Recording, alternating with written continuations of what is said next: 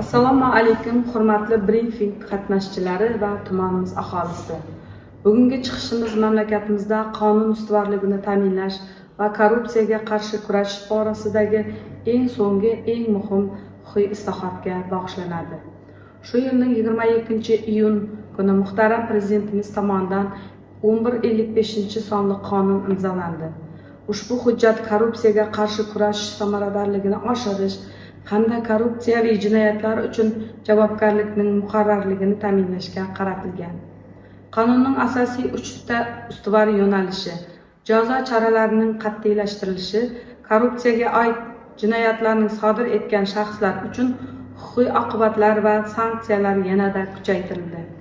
Tizimda javobgarlikdan qutulib qolish imkonini beruvchi har qanday bo'shliqlar yopildi.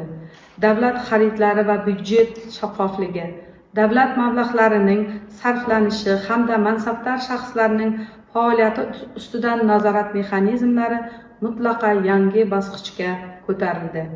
Murosasizlik prinsipi: jamiyatda korrupsiyaning har qanday ko'rinishiga nisbatan mutlaqo taqot qilib bo'lmaydigan muhim yaratish huquqiy jihatdan mustahkamlandi.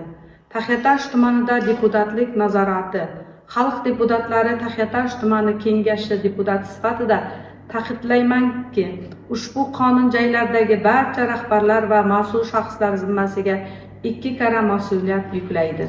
Biz tuman miqyosida quyidagi yo'nalishlarni qat'iy nazoratga olamiz. Birinchi, mablag'larning maqsadli sarflanishi.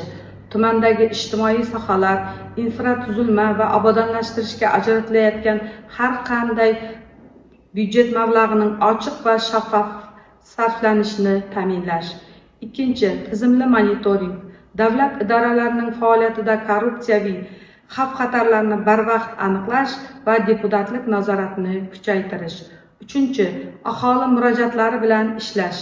Fuqarolarimizdan kelib tushayotgan har bir murojaat ortida korrupsiyaviy holat mavjudligi ehtimolini qonuniy choralar orqali qat'iy tekshirish. Xulosa o'rnida, korrupsiyaga qarshi kurash faqatgina huquqiy idoralarning emas, butun jamiyatimizning vazifasidir. Yangi qonun barchamizga mustahkam huquqiy asos berdi. Taxiatosh tumanini korrupsiyadan xoli, adolatli va ochiq hududga aylantirish yo'lida birgalikda harakat qilamiz. E'tiboringiz uchun rahmat.